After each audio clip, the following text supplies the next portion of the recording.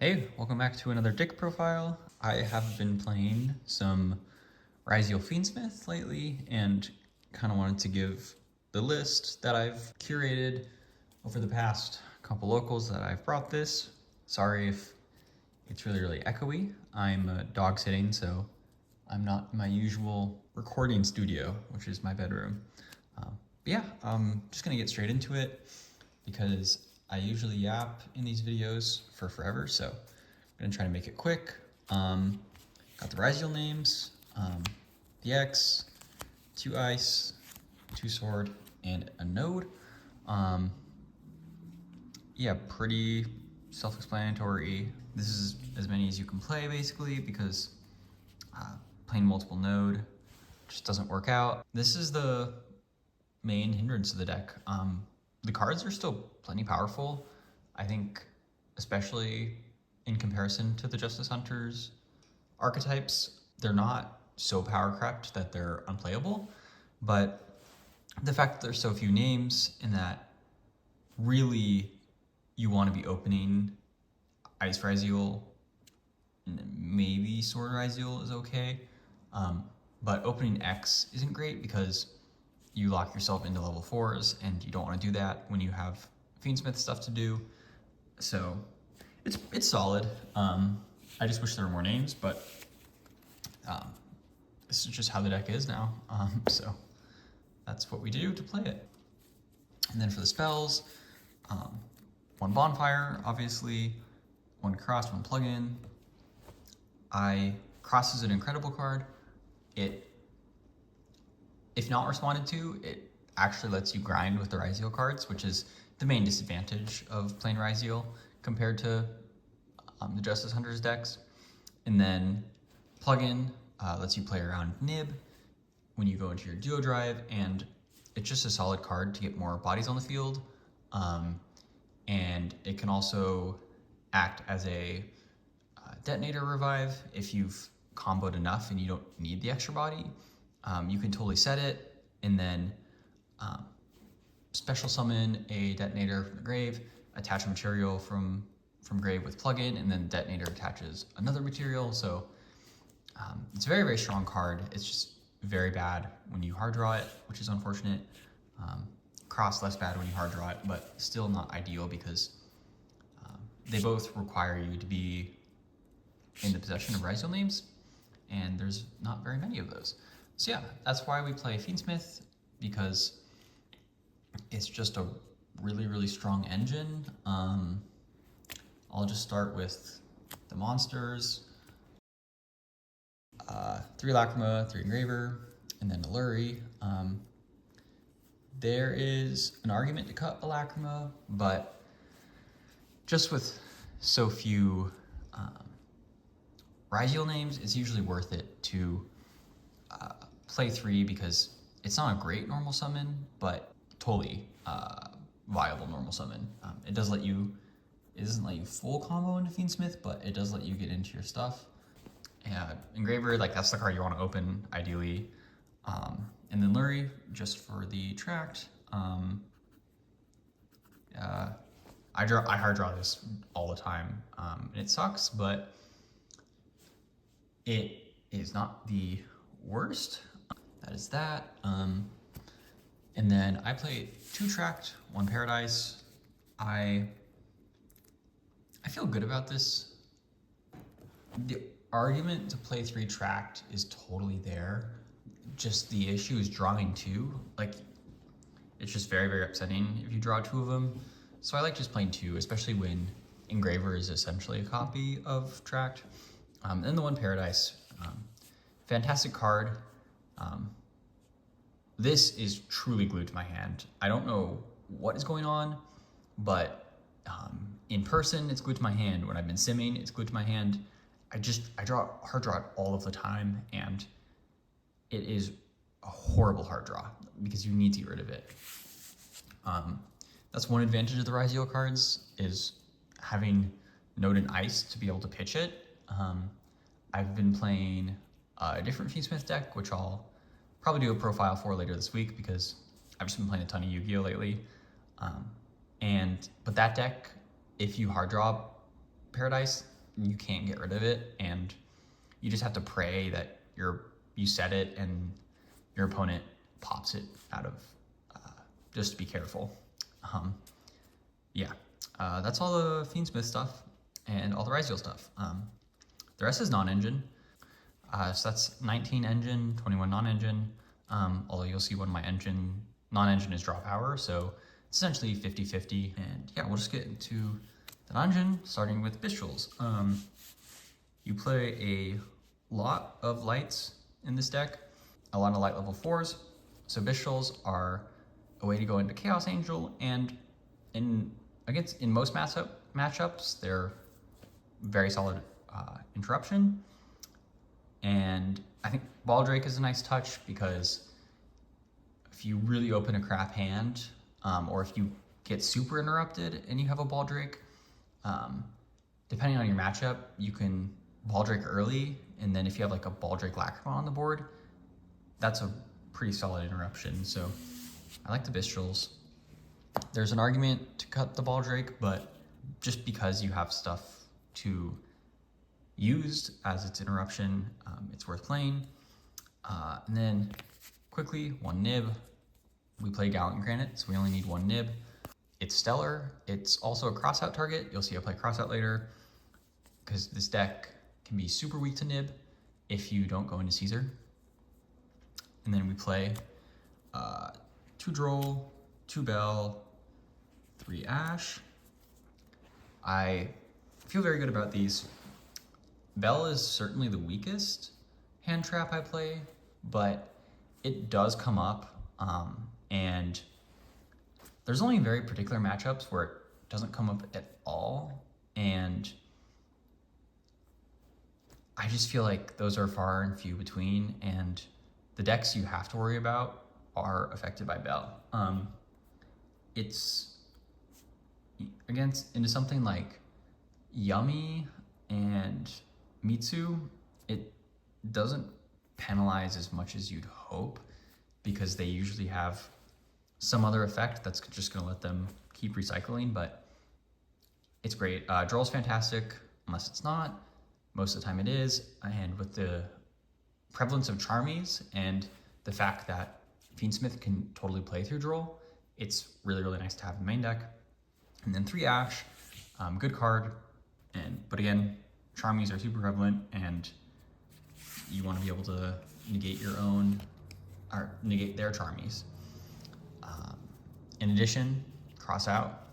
It's one of the reasons why I play such a diversity of hand traps, is because it makes cross out a really, really solid card, especially with in a deck like Ryzeal that can be very quickly halted by some good hand traps.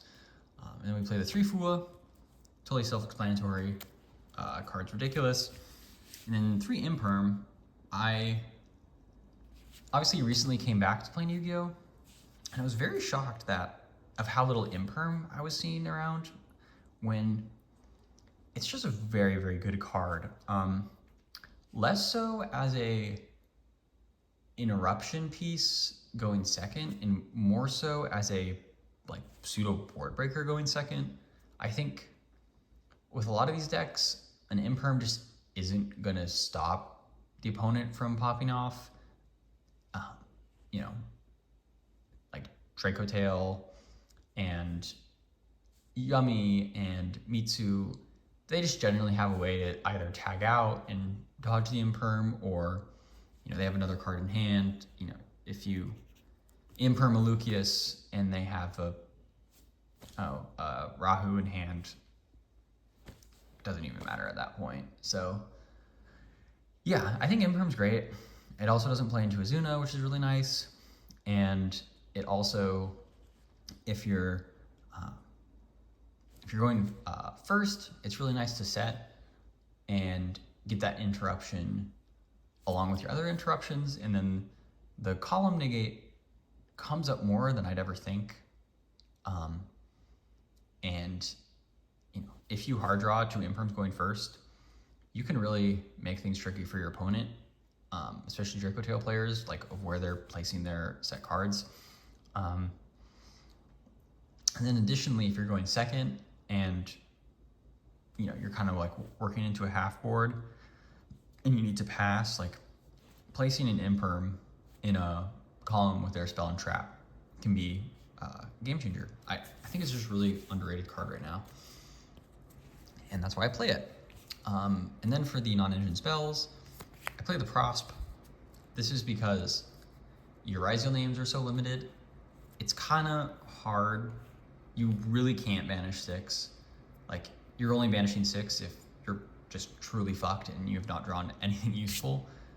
But banishing 3 is doable, especially if you aren't seeing Ryzeal names already.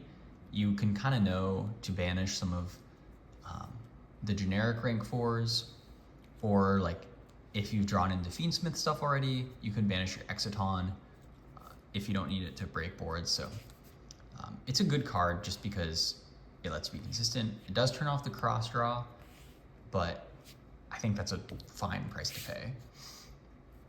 And then I play hand trap stuff. I play the cross out. We play so many hand traps. It's worth it. And in addition, you know, we main deck talents and the called by, and cross out can kind of just get you out of a sticky situation. And there's been a little bit more Fiendsmith lately, you know, crossing out an engraver if you like already have a board established. It's pretty strong. That essentially turns off any Fiendsmith combo. So I have not really seen much Ryzeal, but I've seen a little bit on mat Ryzeal, and the same thing goes for any of the main deck Ryzeal cards. They don't really have any useful effects on your turn. On your opponent's turn, so you can just cross them out. Called by is just busted, and then I like the talents in the main deck because Ryzeal and Fiendsmith are very hand trappable. If generally people have been saving their Fuas lately until you say summon your Lurie and they know you're gonna go into sequence, and then boom, you talents. It's just such a strong card. And then even going second, it's such a strong card because it's very rare that your opponent is going to be able to fully interrupt you without using a monster effect. So yeah, those cards are great. I think the Prosp is cuttable, but just because of how compact your engine is, you may as well play it and give you more of a chance of seeing engine. That's that. I'm going to the extra deck. 1 sheep token. I keep this thing on me. And then I don't have this organized, so sorry if it's a little messy, but Detonator into the Duo Drive. These cards are stellar. I have no comments. I would love to play 2 Detonator. The extra deck is really, really tight, so there's a chance that even if Detonator was semi-limited or unlimited, I wouldn't be able to fit another. But if this card gets outed, and I mean like permanently outed, like banished, like your Ryzeal stuff isn't doing very much of anything. So it's a little unfortunate, but it is what it is. But if you're able to summon a Detonator, that thing does damage. And we'll stick with the rank 4s. We've got the Gallant Granite, Baguska, and the Exciton. Yeah, Gallant Granite, fantastic card, let you search Nib, busted. Baguska didn't really summon much, but if you get really hard interrupted, you should be able to Baguska pass, and unfortunately it's really outable. Like, I've just been noticing that Draco Tail, and really it's Draco Tail, can just out so many floodgates, which is great. I think it's really healthy for Yu-Gi-Oh! But like, as long as they can draw either a Rahu or hard draw Malulu, and they're able to fuse, like Malulu just negates Baguska, and then that's kind of that. And Exciton, it's to go into Fiendsmith, and it's also a really excellent board breaker. And it's really excellent because you can break a board and then go into Fiendsmith after that. Then we got the 2 Sens off of X, the Aggregator and the Eclipse Twins. These cards are great. I don't really need to explain them. Just because you're not playing a pure rank 4 deck, sometimes Eclipse Twins isn't online, which is frustrating, but Aggregator is totally fine. If you are able to get Eclipse Twins potentially live though, it is a devastating card, especially when you interrupt, nib a board, Eclipse Twins brings back your detonator. It's just a very, very fantastic card. And then we'll do some generic links. Oh wait, that's the one I play. Yeah, SP, I don't need to explain it. It's in like every extra deck ever for very good reason. And then Fiendsmith stuff. The 3 links, nothing to say here. Hagnum Day is like maybe cuttable because the extra deck is so tight, but I think you play it because it makes your Desiree actually a big monster that can swing for game. So I think it's worth it. Otherwise, this is solid. You don't really have room to play 2 Requiem. Whenever I play Fiendsmith, I always find myself wanting a second Requiem, but particularly in this deck, there's just no space. And then we'll play the Caesar, Desiree, and the extra deck Lacrima. All great cards. I have nothing to say about these. Desiree, just so great because you can send it off of Paradise, and then it's really easy to shuffle back. And when you do summon it, it is pretty outable nowadays, but it can be very devastating to negate pretty much an entire board. Lacrima is fantastic. The burn damage doesn't come up as much as you might think because A, because of the new time rules, and B, you really only want to burn if you're in a situation where you're gonna go for game, or you have an abundance of extra Fiendsmith stuff in the graveyard. Maybe you use Paradise to send Desiree, and then you want to put your Lacrima back, or your Desiree back, you can do that. But really this card is great because it lets awkward hands get into Caesar more easily. And yeah, Caesar's absolutely fantastic, especially against Draco Tail. Golly. I just said golly. That's pretty cringe. Cast Angel. Love this card. It's stellar in this deck because of all of the light level 4s and level 6s you play, and then the dark level 6s being the Bish Shield. Yeah. And here's my side deck, which is gonna spawn a pretty interesting tangent. I'm just gonna do these cards for now. Yeah, we play the cringe Floodgate Turbo, and for the record, I pulled this card and I did buy this one. It was cheap. I digress. There's a really relevant argument, I think, for main decking 3 Thrust, or maybe even main decking 3 Featherstorms, and then having a Castell in your main extra deck. This card's ridiculous. And even if you get really hard interrupted, it's very easy to pump out a Castell. I don't know. I want to try it, but I don't want to be that guy either, so I don't know. But I think the argument for main decking it is that it really isn't that bad going second. It's not nearly as strong going first, but going second, again, if you get hard interrupted, Castell, Featherstorm, Pass is quite strong. And it pretty much gives you an extra turn if you do get interrupted. And especially with the Fiendsmith cards, an extra turn is the difference between not doing anything and then just going full Fiendsmith combo again. So yeah. DDG, and there can only be one. You play Floodgates because Ryzeal cards can pop them.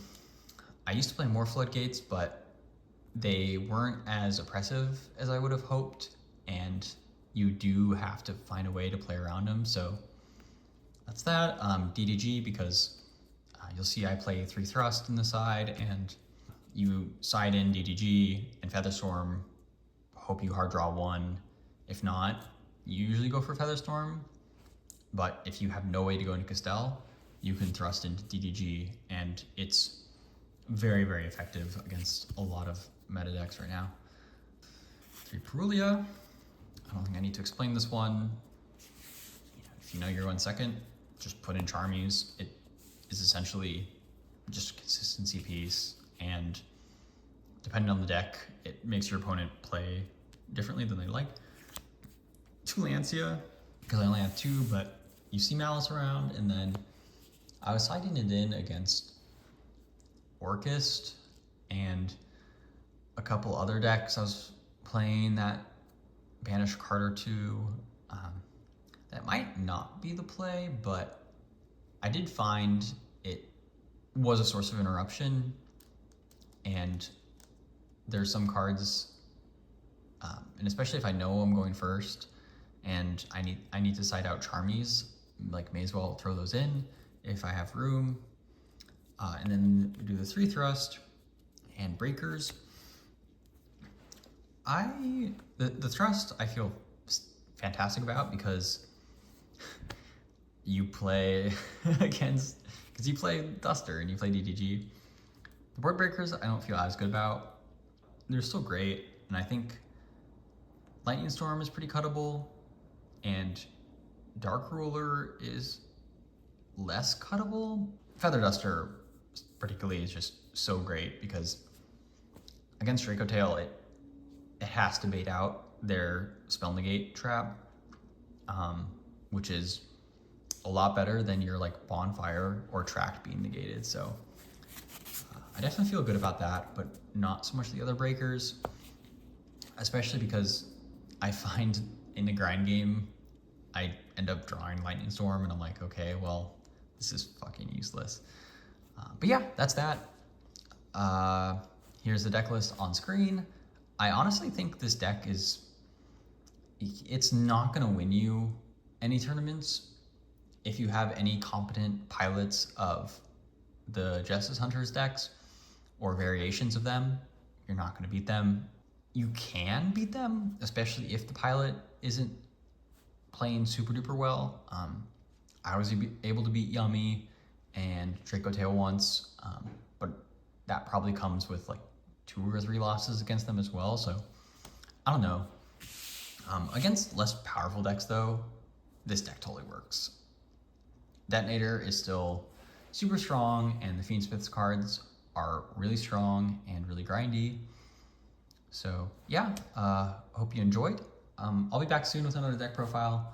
I've been playing Fiendsmith Primite, and I've been enjoying it a lot. But that is it from me. I will see you guys in the next one. Hey, it's me from the future. If you enjoyed this deck profile, like, subscribe. I'm going to give away this Ulti Jokul because I don't need it nor want it. Just comment your Yu-Gi-Oh! Hot take right now in the comments.